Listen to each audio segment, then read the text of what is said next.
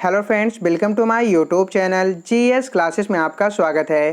Friends, आज हम अपने इस वीडियो में GRC lecturer sociology practice set number 42 को सॉल्व करेंगे। ये प्रैक्टिस सेट बिल्कुल ही सिलेबस के अकॉर्डिंग तैयार किया गया है। वीडियो को पूरा देखिएगा और हाँ, अगर आपको वीडियो पसंद आए तो वीडियो को लाइक ज़रूर कर दीजिएगा और साथ ही साथ प्रैक्टिस सेट को सॉल्व करने के बाद कमेंट बॉक्स में कमेंट करके ये ज़रूर बताइएगा कि आज के प्रैक्टिस सेट में आपके टोटल कितने क्वेश्चन सही हुए। तो चलिए सॉल्व करते हैं आज हमारे प्रैक्टिस नंबर 42 के क्वेश्चन नंबर 1 को। आज हमारा क्वेश्चन नंबर 1 है, निदर्शन का वह प्रकार जिसमें समग्र की प्रत्येक इकाई को चुने जाने का समान अवसर दिया जाता है कहलाता है। क्या कहलाता है? ऑप्शन नंबर ए उद्देश्यपूर्ण निदर्शन, ऑप्शन नंबर बी है दैव निदर्शन, ऑप्शन नंबर सी है संगणना और लास्ट है ऑप्शन नंबर डी अस्त्रित निदर्शन। तो इस क्वेश्चन का राइट आंसर क्या हो जाएगा? इस क्वेश्चन का राइट आंसर हो जाएगा हमारा ऑप्शन नंबर बी यानी कि दैव निदर्शन। प्रतिचयन की वह विधि जिसमें इकाइयों का चुनाव पूर्णतः संयोग अथवा दैविक इच्छा पर निर्भर करता है दैव प्रतिचयन या निदर्शन कहलाती है।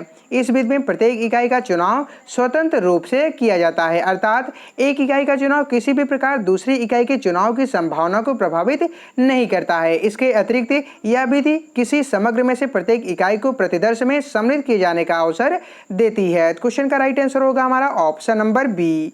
आज हमारा सेकंड क्वेश्चन है, व्यक्तिक यानी कि एकल अध्ययन का उद्देश्य है। ऑप्शन नंबर ए है सामान्यीकरण पर पहुंचना, ऑप्शन नंबर बी है सिद्धांत का निर्माण करना, ऑप्शन नंबर सी है अधिकतम संभव उत्तरदाताओं को खोज निकालना और लास्ट है ऑप्शन नंबर डी अधिकतम संभव संबंधों को खोज निकालना। क्वेश्चन का राइट आंसर क्या हो जाएगा?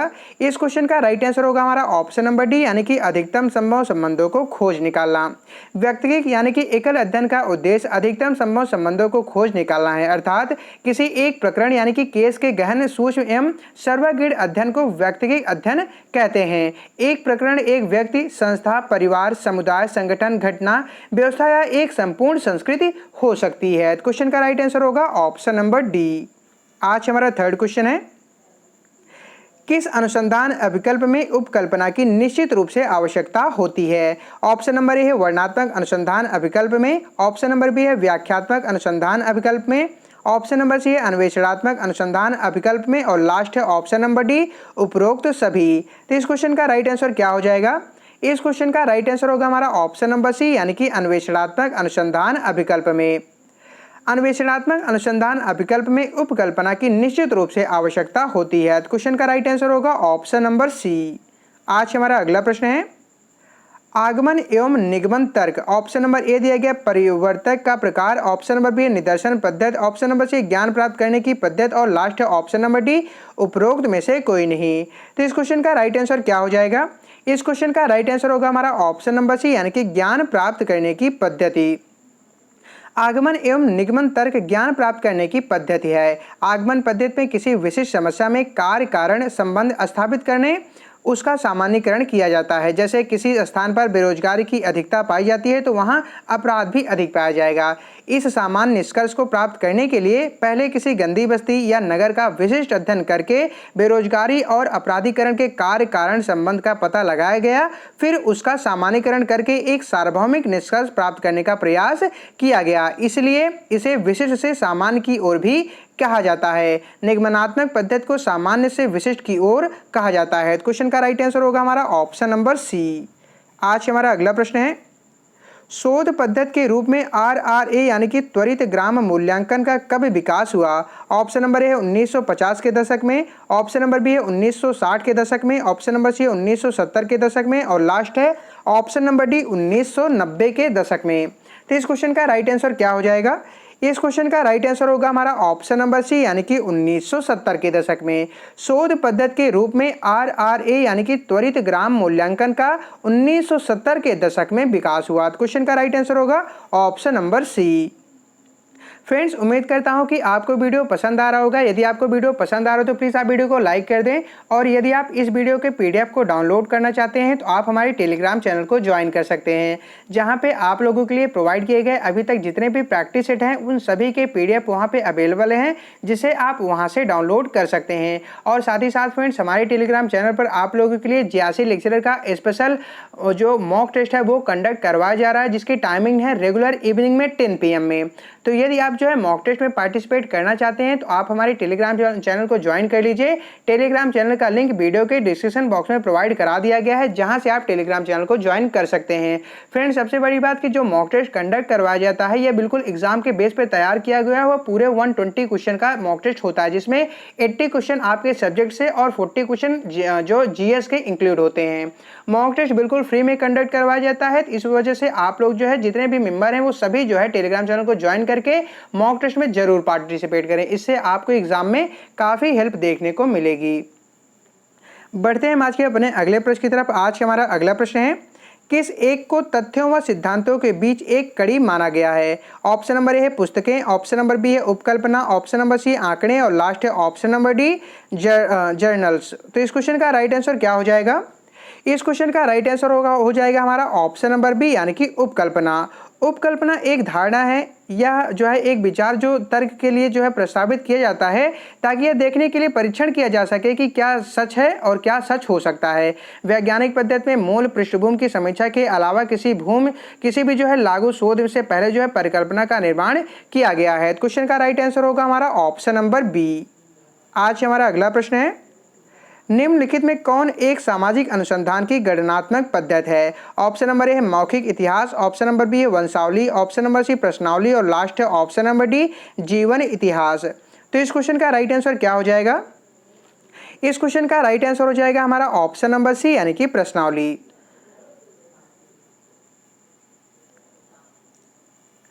प्रश्नावली एक सामाजिक अनुसंधान की गणनात्मक पद्धति है। मात्रात्मक अनुसंधान संख्या और रेखांकन में व्यक्त किया जाता है। इसका उपयोग सिद्धांतों और मान्यताओं का परीक्षण या पुष्ट करने के लिए किया जाता है। इस प्रकार के अनुसंधान का उपयोग किसी विषय के बारे में सामान्यीकरण तथ्यों को स्थापित करके जो करने के लिए जो है किया जा सकता है। सामान्य मात्रात्मक विधियों में प्रयोग, संख्याओं के रूप में दर्ज अवलोकन और बंद समाप्त प्रश्नों के साथ सर्वेक्षण शामिल है।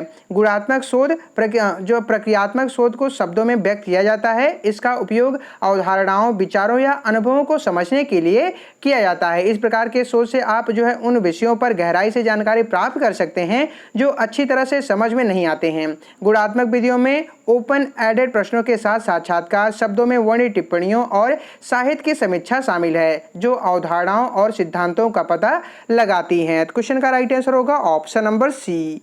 आज हमारा अगला प्रश्न है, विरेचन पद्धति 1954 प्रयोग की जाती है। ऑप्शन नंबर ए है समाज मित्र में, ऑप्शन नंबर बी अंतर्वश विश्लेषण में, ऑप्शन नंबर सी टी परीक्षण में और लास्ट है ऑप्शन नंबर डी साक्षात्कार में। क्वेश्चन का राइट आंसर क्या हो जाएगा? इस क्वेश्चन का राइट आंसर होगा हमारा ऑप्शन नंबर बी, यानी कि अंतर्वस्तु विश्लेषण में। विरेचन पद्धति 1954 अंतर्वस्तु विश्लेषण में प्रयोग की जाती है। अंतर्वस्तु विश्लेषण शोध की एक विधि है, एक तकनीक है जिसके द्वारा जो है संचार के लिखित, मौखिक अथवा दृश्यात्मक साधनों में व्यक्त अंतर्वस्तु के वस्तुपरक, व्यवस्थित एवं परिमाणात्मक विश्लेषण जो है किया जाता है। क्वेश्चन का राइट आंसर होगा हमारा ऑप्शन नंबर बी। आज हमारा अगला प्रश्न है, निम्नलिखित में डेटा का कौन सा एक द्वितीयक स्रोत है? ऑप्शन नंबर ए साक्षात्कार अनुसूची, ऑप्शन नंबर बी प्रश्नावली, ऑप्शन नंबर सी अवलोकन और लास्ट है ऑप्शन नंबर डी सरकारी रिपोर्ट। तो इस क्वेश्चन का राइट आंसर क्या हो जाएगा? इस क्वेश्चन का राइट आंसर होगा हमारा ऑप्शन नंबर डी, यानी कि सरकारी रिपोर्ट। द्वितीयक तथ्यों के स्रोत वे स्रोत हैं जो कि प्रकाशित या अप्रकाशित समस्त लिखित सामग्री का प्रतिनिधित्व करते हैं और जिसके माध्यम से अनुसंधानकर्ता को अपने विषय से संबंधित अनेक महत्वपूर्ण सूचनाएं, आंकड़े आदि प्राप्त हो जाते हैं। इसके अंतर्गत विद्वानों द्वारा लिखित ग्रंथ, सर्वेक्षण रिपोर्ट, स्मरण, यात्रा वर्णन पत्र, डायरी, ऐतिहासिक प्रलेख, सरकारी आंकड़े आदि रिकॉर्ड, अन्य प्रकाशित रिकॉर्ड आदि जो है सम्मिलित हैं। क्वेश्चन का राइट आंसर होगा हमारा ऑप्शन नंबर डी। आज हमारा अगला प्रश्न है, पीएच मान के अनुसार कौन वास्तव में एक खुफिया होता है? ऑप्शन नंबर ए सहभागी अवलोकनकर्ता, ऑप्शन नंबर बी असहभागी अवलोकनकर्ता, ऑप्शन नंबर सी साक्षात्कार और लास्ट है ऑप्शन नंबर डी उपरोक्त में से कोई नहीं। तो इस क्वेश्चन का राइट आंसर क्या हो जाएगा? इस क्वेश्चन का राइट आंसर होगा हमारा ऑप्शन नंबर ए, यानी कि सहभागी अवलोकनकर्ता। सहभागी अवलोकनकर्ता एक खुफिया होता है। सहभागी अवलोकन का उद्देश्य व्यक्तियों के एक निश्चित समूह की स्थिति, साथ ही उनके मूल्यों, विश्वासों, संस्कृति और जीवन के तरीकों को गहराई से समझना है। क्वेश्चन का राइट आंसर होगा ऑप्शन नंबर ए। आज हमारा अगला प्रश्न है, निम्नलिखित में क्या खोज प्रशिक्षण प्रतिमान की अवधारणा नहीं है? ऑप्शन नंबर ए संपूर्ण ज्ञान अनिश्चित है। ऑप्शन नंबर बी एक प्रभाव के अनेक कारण होते हैं। ऑप्शन नंबर बी है उत्सुकता एवं समस्या समाधान व्यक्ति की प्रकृति है। और लास्ट है ऑप्शन नंबर डी रटना संपूर्ण ज्ञान का आधार है। क्वेश्चन का राइट आंसर क्या हो जाएगा? इस क्वेश्चन का राइट आंसर होगा हमारा ऑप्शन नंबर डी, यानी कि खोज प्रशिक्षण प्रतिमान रिचर्ड सुमैन द्वारा विकसित किया गया था ताकि छात्रों को असमान घटनाओं की जांच और व्याख्या करने के लिए एक प्रक्रिया सिखाई जा सके। यह मॉडल छात्रों को तथ्यों को स्थापित करने, अवधारणाओं का निर्माण करने और स्पष्टीकरण या सिद्धांत उत्पन्न करने में मदद करता है, जो घटना को विचाराधीन बताते हैं। क्वेश्चन का राइट आंसर होगा हमारा ऑप्शन नंबर डी। आज हमारा अगला प्रश्न है, निम्नलिखित में से क्या सूचना प्रक्रिया प्रतिमान के अंतर्गत नहीं है? ऑप्शन नंबर ए है प्रत्यय अर्जन प्रतिमान। ऑप्शन नंबर बी है निश्चयात्मक प्रशिक्षण प्रतिमान। ऑप्शन नंबर सी है आगमनात्मक चिंतन प्रतिमान। और लास्ट ऑप्शन नंबर डी उन्नत संगठक प्रतिमान। तो इस क्वेश्चन का राइट आंसर क्या हो जाएगा? इस क्वेश्चन का राइट आंसर होगा हमारा ऑप्शन नंबर बी, यानी कि निश्चयात्मक प्रशिक्षण प्रतिमान।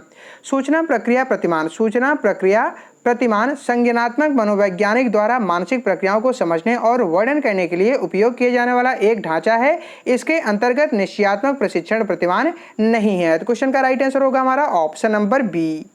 आज हमारा अगला प्रश्न है, निम्नलिखित में क्या आकलन की रूपरेखा का एक तत्व नहीं है? ऑप्शन नंबर ए है उद्देश्य। ऑप्शन नंबर बी विशिष्टीकरण। ऑप्शन नंबर सी वैधता। और लास्ट ऑप्शन नंबर डी प्रणाली। तो इस क्वेश्चन का राइट आंसर क्या हो जाएगा? इस क्वेश्चन का राइट आंसर हो जाएगा हमारा ऑप्शन नंबर डी, यानी कि प्रणाली। प्रणाली आकलन की रूपरेखा का तत्व नहीं है। इसका तात्पर्य कई तत्वों के बीच पाए जाने वाले संरचनात्मक संबंधों से है, जो इसे एक संपूर्णता का रूप प्रदान करती है। क्वेश्चन का राइट आंसर होगा ऑप्शन नंबर डी। आज हमारा अगला प्रश्न है, वैज्ञानिक अवलोकन का अर्थ वस्तुओं को देखना है। ऑप्शन नंबर ए उद्देश्य के साथ। ऑप्शन नंबर सी है बी दिए गए अनेक उद्देश्यों के साथ। ऑप्शन नंबर सी है बिना उद्देश्य के। और लास्ट है ऑप्शन नंबर डी महत्वपूर्ण बातचीत के लिए। तो इस क्वेश्चन का राइट आंसर क्या हो जाएगा? इस क्वेश्चन का राइट आंसर होगा हमारा ऑप्शन नंबर ए, यानी कि उद्देश्य के साथ। वैज्ञानिक अवलोकन का एक निश्चित उद्देश्य होता है और उसी उद्देश्य को दृष्टिगत रखते हुए सामाजिक वैज्ञानिक सामाजिक घटनाओं का अवलोकन करते हैं। क्वेश्चन का राइट आंसर होगा ऑप्शन नंबर ए। आज हमारा अगला प्रश्न है, एक सामाजिक इकाई के संपूर्ण अध्ययन हेतु कौन सी पद्धति का प्रयोग किया जा सकता है? ऑप्शन नंबर ए है प्रश्नावली। ऑप्शन नंबर बी व्यक्तिगत अध्ययन। ऑप्शन नंबर सी अवलोकन। और लास्ट है ऑप्शन नंबर डी अनुसूची। तो इस क्वेश्चन का राइट आंसर क्या हो जाएगा? इस क्वेश्चन का राइट आंसर होगा हमारा ऑप्शन नंबर बी, यानी कि व्यक्तिगत अध्ययन। किसी एक प्रकरण यानी कि केस के गहन सूक्ष्म एवं सर्वांगीण अध्ययन को व्यक्तिगत अध्ययन कहते हैं। यह एक व्यक्ति, एक संस्था, एक परिवार, समुदाय, संगठन, एक घटना व्यवस्था या एक संपूर्ण संस्कृति हो सकती है। क्वेश्चन का राइट आंसर होगा ऑप्शन नंबर बी। आज हमारा अगला प्रश्न है, एक शून्य प्राकल्पना होती है। ऑप्शन नंबर ए है अंतर नहीं है की प्राकल्पना। ऑप्शन नंबर बी है कुछ अंतर है की प्राकल्पना। ऑप्शन नंबर बी सर्वाधिक अंतर है की प्राकल्पना। और लास्ट है ऑप्शन नंबर डी औसत अंतर है की प्राकल्पना। क्वेश्चन का राइट आंसर क्या हो जाएगा? इस क्वेश्चन का राइट आंसर हो जाएगा हमारा ऑप्शन नंबर ए, यानी कि अंतर नहीं है की प्राकल्पना। शून्य एक ऐसी प्राकल्पना है जिसके द्वारा दो चरों के बीच शून्य संबंधों को प्रकट किया जाता है। क्वेश्चन का राइट आंसर होगा ऑप्शन नंबर ए। आज हमारा अगला प्रश्न है, उस काल्पनिक प्रस्तावना को क्या कहा जाता है जिनकी अनुसंधानकर्ता द्वारा जांच करना अभी शेष है? ऑप्शन नंबर ए है उपकल्पना। ऑप्शन नंबर बी सिद्धांत। ऑप्शन नंबर सी अनुसंधान। और लास्ट है ऑप्शन नंबर डी संप्रत्यय। तो इस क्वेश्चन का राइट आंसर क्या हो जाएगा? इस क्वेश्चन का राइट आंसर होगा हमारा ऑप्शन नंबर ए, यानी कि उपकल्पना। उस काल्पनिक प्रस्तावना को जिसकी अनुसंधानकर्ता द्वारा जांच करना अभी शेष है, उपकल्पना कहा जाता है। घटनाओं के संभावित संबंधों के बारे में केवल ऐसे विचारों को ही प्राकल्पना या उपकल्पना की श्रेणी में रखा जाता है जिनकी प्रामाणिकता की जांच वैज्ञानिक तरीकों से संभव है। क्वेश्चन का राइट आंसर होगा ऑप्शन नंबर ए। आज हमारा अगला प्रश्न है, यह एक वैज्ञानिक की प्रशिक्षित आंखों द्वारा प्रघटनाओं, स्वरूपों और प्रक्रियाओं को देखने का एक ढंग है। ऑप्शन नंबर ए है परिप्रेक्ष्य। ऑप्शन नंबर बी आदर्श प्रारूप। ऑप्शन नंबर सी सिद्धांत। और लास्ट है ऑप्शन नंबर डी मूल्य। तो इस क्वेश्चन का राइट आंसर क्या हो जाएगा? इस क्वेश्चन का राइट आंसर होगा हमारा ऑप्शन नंबर ए, यानी कि परिप्रेक्ष्य। परिप्रेक्ष्य वो तरीका है जिसमें वस्तुएं उनके आयामों या विशेषताओं और वस्तुओं के सापेक्ष आंख की स्थिति के कारण आंखों को दिखाई देते हैं। क्वेश्चन का राइट आंसर होगा ऑप्शन नंबर ए। आज हमारा अगला प्रश्न है, समाजशास्त्रीय परिप्रेक्ष्य का कौन सा एक आधार नहीं है? ऑप्शन नंबर ए है तथ्य। ऑप्शन नंबर बी चर। ऑप्शन नंबर सी अवधारणाएं। और लास्ट है ऑप्शन नंबर डी पूर्वाग्रह। तो इस क्वेश्चन का राइट आंसर क्या हो जाएगा? इस क्वेश्चन का राइट आंसर हो जाएगा हमारा ऑप्शन नंबर डी यानी कि पूर्वाग्रह। पूर्वाग्रह समाजशास्त्रीय परिपेक्ष का आधार नहीं है। क्वेश्चन का राइट आंसर होगा हमारा ऑप्शन नंबर डी। आज हमारा अगला प्रश्न है, जिस प्रकार के निदर्शन में प्रत्येक इकाई को चयन होने का बराबर का अवसर होता है को कहा जाता है। क्या कहा जाता है? ऑप्शन नंबर ए है उद्देश्य परक निदर्शन, ऑप्शन नंबर बी यादृच्छिक निदर्शन, ऑप्शन नंबर सी जनगणना और लास्ट है ऑप्शन नंबर डी संस्तरित निदर्शन। तो क्वेश्चन का राइट आंसर क्या हो जाएगा? इस क्वेश्चन का राइट आंसर होगा हमारा ऑप्शन नंबर बी यानी कि यादृच्छिक निदर्शन। यादृच्छिक निदर्शन में प्रत्येक इकाई को चयन होने का बराबर का अवसर होता है। इस पद्धति में निदर्शन का चुनाव मनुष्य के हाथ से निकालकर दय योग द्वारा होता है। इस प्रणाली में निदर्शन चुनने के कई तरीके हो सकते हैं, जैसे कि लॉटरी प्रणाली भी ये थोड़ा सी गॉड गिफ्टेड होता है, ठीक है। तो इस वजह से इस क्वेश्चन का जो राइट आंसर होगा यह होगा हमारा ऑप्शन नंबर बी। आज हमारा अगला प्रश्न है, यह क्या है? इस प्रकार का प्रश्न किस प्रकार के अनुसंधान प्रारूप में किया जाता है? ऑप्शन नंबर ए प्रयोगात्मक, ऑप्शन नंबर बी वर्णनात्मक, ऑप्शन नंबर सी अन्वेषणात्मक और लास्ट है ऑप्शन नंबर डी निदानात्मक। तो इस क्वेश्चन का राइट आंसर क्या हो जाएगा? इस क्वेश्चन का राइट आंसर होगा हमारा ऑप्शन नंबर बी यानी कि वर्णनात्मक। वर्णनात्मक अनुसंधान प्रारूप में अध्ययन विषय के संबंध में प्राप्त सभी प्राथमिक तथ्यों का यथावत विवरण प्रस्तुत किया जाता है। यथार्थ यह क्या है का वर्णन किया जाता है। क्वेश्चन का राइट आंसर होगा ऑप्शन नंबर बी। आज हमारा अगला प्रश्न है, इनमें कौन एक आंकड़ा संकलन की विधि के रूप में प्रयोग नहीं किया जाता? ऑप्शन नंबर ए है जनगणना, ऑप्शन नंबर बी व्यक्तिगत अध्ययन, ऑप्शन नंबर सी अवलोकन और लास्ट है ऑप्शन नंबर डी इन्वेंट्री अभिलेख प्रबंधन। तो इस क्वेश्चन का राइट आंसर क्या हो जाएगा? इस क्वेश्चन का राइट आंसर होगा हमारा ऑप्शन नंबर डी यानी कि इन्वेंट्री अभिलेख प्रबंधन। इन्वेंट्री अभिलेख प्रबंधन आंकड़ा संकलन की विधि के रूप में प्रयोग नहीं किया जाता है, जबकि जनगणना, व्यक्तिगत अध्ययन, अवलोकन, विशिष्ट कमेटियों की रिपोर्ट, प्रकाशित सूचनाएं आदि का आंकड़ा संकलन में प्रयोग किया जाता है। क्वेश्चन का राइट आंसर होगा ऑप्शन नंबर डी। आज हमारा अगला प्रश्न है, सामाजिक अनुसंधान का पहला चरण क्या है? ऑप्शन नंबर ए है उपकल्पना का निर्माण, ऑप्शन नंबर बी है समस्या का निर्माण या निर्धारण, ऑप्शन नंबर सी है प्रश्नावली का निर्माण और लास्ट है ऑप्शन नंबर डी शोध विकल्प का निर्माण। क्वेश्चन का राइट आंसर क्या हो जाएगा? इस क्वेश्चन का राइट आंसर होगा हमारा ऑप्शन नंबर ए यानी कि उपकल्पना का निर्माण। सामाजिक अनुसंधान का पहला चरण उपकल्पना का निर्माण है। यह अनुमान, कल्पनात्मक विचार, सहज ज्ञान या कुछ और हो सकता है। क्वेश्चन का राइट आंसर होगा ऑप्शन नंबर ए। आज हमारा अगला प्रश्न है, निम्न में से किसने सबसे पहले समाजशास्त्रीय शोध में तुलनात्मक पद्धति का प्रयोग किया? Option number A Emmanuel Durkheim ने, option number B H Spencer ने, option number C Karl Marx ने और लास्ट है option number D A Comte ने। तो इस क्वेश्चन का राइट आंसर क्या हो जाएगा? इस क्वेश्चन का राइट आंसर होगा हमारा ऑप्शन नंबर ए यानी कि इमानुएल दुर्खीम ने। इमानुएल दुर्खीम ने सबसे पहले समाजशास्त्रीय शोध में तुलनात्मक पद्धति का प्रयोग किया। उन्होंने आत्महत्या तथा समाज में श्रम विभाजन के अध्ययन के लिए इस पद्धति का प्रयोग किया है। क्वेश्चन का राइट आंसर होगा ऑप्शन नंबर ए। आज हमारा अगला प्रश्न है, गुणात्मक आंकड़े होते हैं। ऑप्शन नंबर ए शाब्दिक एवं अवलोकित, ऑप्शन नंबर बी सांकेतिक, ऑप्शन नंबर सी दिया गया सांख्यिकी विश्लेषित और लास्ट है ऑप्शन नंबर डी सारणीकृत। तो इस क्वेश्चन का राइट आंसर क्या हो जाएगा? इस क्वेश्चन का राइट आंसर होगा हमारा ऑप्शन नंबर ए यानी कि शाब्दिक एवं अवलोकित। गुणात्मक आंकड़े शाब्दिक एवं अवलोकित होते हैं। इसे भौतिक लक्षणों, लिंग, रंगों या ऐसी किसी भी चीज के आधार पर श्रेणियों में व्यवस्थित किया जा सकता है, जैसे पार्किंग में कारों का रंग, एक जार में सिक्कों के प्रकार आदि। क्वेश्चन का राइट आंसर होगा ऑप्शन नंबर ए। आज हमारा अगला प्रश्न है, प्रयोगात्मक शोध क्या है? ऑप्शन नंबर ए दिया गया है एक स्वतंत्र चर का कुशलता पूर्वक प्रयोग करना, ऑप्शन नंबर बी है स्वतंत्र चरों को छोड़कर अन्य सभी चरों को स्थिर रखना, ऑप्शन नंबर सी है असवतंत्र चर पर स्वतंत्र चरों के जोड़ तोड़ के प्रभाव का अवलोकन और लास्ट है ऑप्शन नंबर डी उपरोक्त सभी। तो इस क्वेश्चन का राइट आंसर क्या हो जाएगा? इस क्वेश्चन का राइट आंसर होगा हमारा ऑप्शन नंबर सी यानी कि असवतंत्र चर पर स्वतंत्र चरों के जोड़ तोड़ के प्रभाव का अवलोकन। प्रयोगात्मक शोध उस शोध को कहा जाता है जिसमें कुछ चरों का नियंत्रित किया जाता है, कुछ चरों को परिचालित यानी कि मैनिपुलेट किया जाता है एवं किसी अन्य चर पर उसके पड़ने वाले प्रभाव का अध्ययन किया जाता है कि चरों को नियंत्रित करने एवं उनका परिचालन करने का प्रभाव क्या होगा। क्वेश्चन का राइट आंसर होगा ऑप्शन नंबर सी। आज हमारा अगला प्रश्न है, निम्नांकित प्रश्नावली में कौन सा व्याख्यात्मक अनुसंधान प्रारूप से जुड़ा है? ऑप्शन नंबर ए दिया गया कोई वस्तु क्यों है, ऑप्शन नंबर बी कोई वस्तु कैसी है, ऑप्शन नंबर सी कोई वस्तु क्या है और लास्ट है ऑप्शन नंबर डी उपर्युक्त में से कोई नहीं। इस क्वेश्चन का राइट आंसर क्या हो जाएगा? इस क्वेश्चन का राइट आंसर होगा हमारा ऑप्शन नंबर सी यानी कि कोई वस्तु क्या है।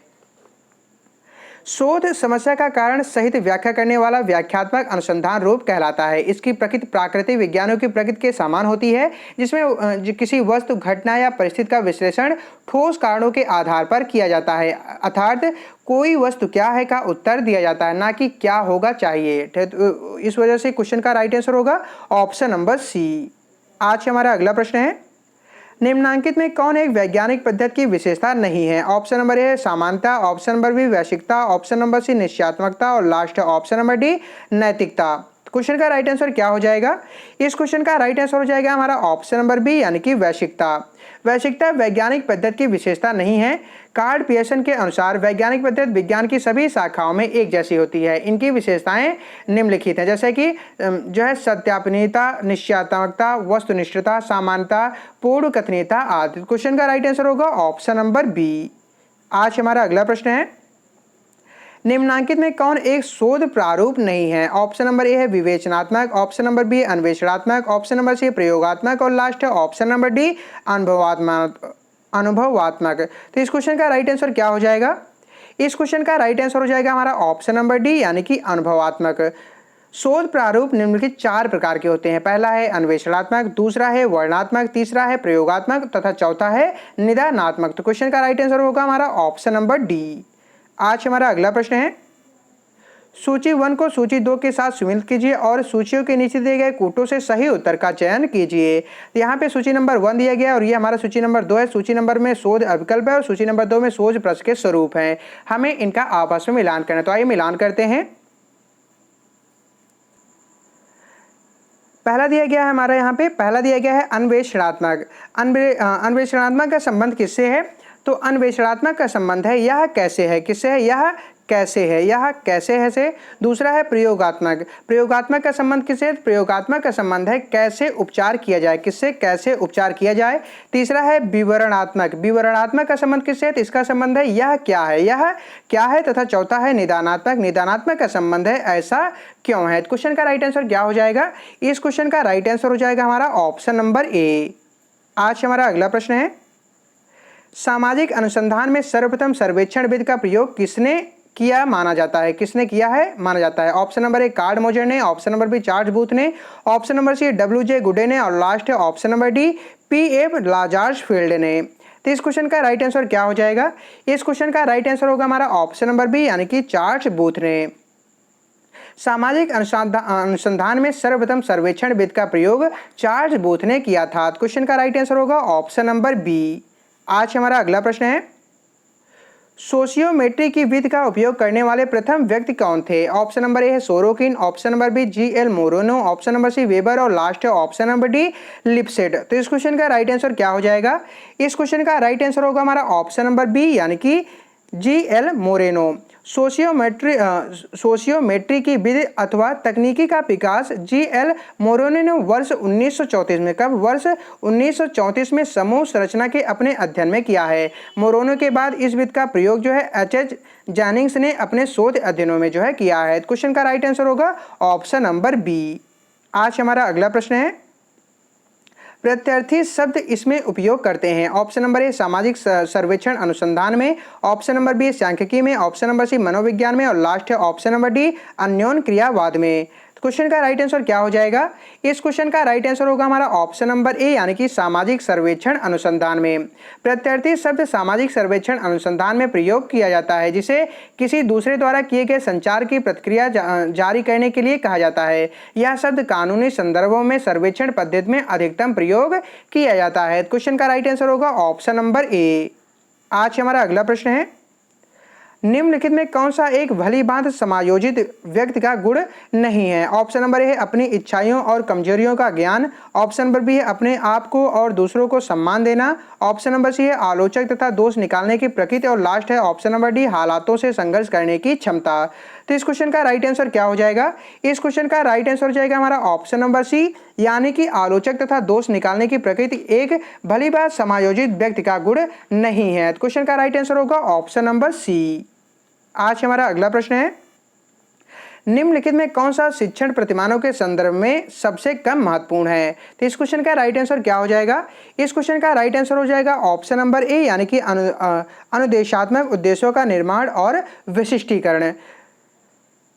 शिक्षण प्रतिमानों के संदर्भ में अनुदेशात्मक उद्देश्यों का निर्माण एवं विशिष्टीकरण कम महत्वपूर्ण है। क्वेश्चन का राइट आंसर होगा ऑप्शन नंबर ए। आज हमारा अगला प्रश्न है, प्रश्नों की वह तालिका जिसमें शोधकर्ता प्रश्नों के उत्तर भरता है निम्नलिखित में से क्या कहलाती है? ऑप्शन नंबर ए है साक्षात्कार निर्देशिका, ऑप्शन नंबर बी साक्षात्कार अनुसूची, ऑप्शन नंबर सी प्रश्नावली और लास्ट है ऑप्शन नंबर डी अवलोकन निर्देशिका। फ्रेंड्स, यह क्वेश्चन आप लोगों से पिछले प्रैक्टिस सेट में पूछा गया था, जिसका मैक्सिमम लोगों ने सही जवाब दिया था। और फ्रेंड्स, आपसे एक इन्फॉर्मेशन शेयर कर दूं कि आप लोगों के लिए जो है जीआरसी लेक्चर के जस्ट अगले दिन से यूजीसी नेट जेआरएफ की क्लासेज जो है प्रॉपर सुबह शाम यानी कि मॉर्निंग में और इवनिंग में जो है प्रोवाइड की जाएंगी। तो आप लोग यदि यूजीसी नेट जेआरएफ की प्रिपरेशन कर रहे हैं तो आप उनके भी प्रैक्टिस सेट को जरूर सॉल्व करें और टेलीग्राम पे कंडक्ट होने वाले मॉक टेस्ट में भी जरूर पार्टिसिपेट करिएगा। इससे इस साल जो कंडक्ट होने वाला जो यूजीसी नेट जेआरएफ का एग्जाम है उसमें आप निश्चित ही सफलता पाएंगे। तो आप लोग इस चीज का ध्यान रखिएगा कि जीआरसी लेक्चरर के जस्ट अगले दिन से आप लोगों के लिए यूजीसी नेट जेआरएफ का प्रैक्टिस सेट प्रोवाइड किया जाएगा। तो इस क्वेश्चन का राइट आंसर क्या हो जाएगा? इस क्वेश्चन का राइट आंसर होगा हमारा ऑप्शन नंबर बी, यानी कि साक्षात्कार अनुसूची। प्रश्नों की वह तालिका जिसमें शोधकर्ता प्रश्नों के उत्तर भरता है साक्षात्कार अनुसूची कहलाती है। क्वेश्चन का राइट आंसर होगा ऑप्शन नंबर बी। आज हमारा लास्ट प्रश्न है, अध्ययन जो नए क्षेत्रों में किए जाते हैं कहलाते हैं। ऑप्शन नंबर ए है विवरणात्मक, ऑप्शन नंबर बी उपकल्पनात्मक, ऑप्शन नंबर सी अन्वेषणात्मक और लास्ट है ऑप्शन नंबर डी निदानकारी। फ्रेंड्स, जैसा कि आपको पता है कि हमारे प्रैक्टिस सेट के लास्ट क्वेश्चन आप लोगों के लिए छोड़ दिए जाते हैं, यानी कि इस क्वेश्चन का राइट आंसर क्या होगा आप लोगों को कमेंट बॉक्स में कमेंट करके बताना होगा कि क्वेश्चन का राइट आंसर क्या होगा। उम्मीद करता हूँ कि आपको वीडियो पसंद आया होगा। यदि आपको वीडियो पसंद आया तो प्लीज़ आप वीडियो को लाइक कर दें, और यदि आपको वीडियो पसंद नहीं आया है तो आप वीडियो को डिसलाइक कर दें। और आपने वीडियो को डिसलाइक क्यों किया है इसको कमेंट बॉक्स में कमेंट करके जरूर बताएं, जिससे क्या होगा कि हम आपके कमेंट को अपने नेक्स्ट वीडियो में जरूर कंसीडर करेंगे। तो चलिए मिलते हैं आपसे नेक्स्ट वीडियो में, तब तक के लिए जय हिंद, वंदे मातरम।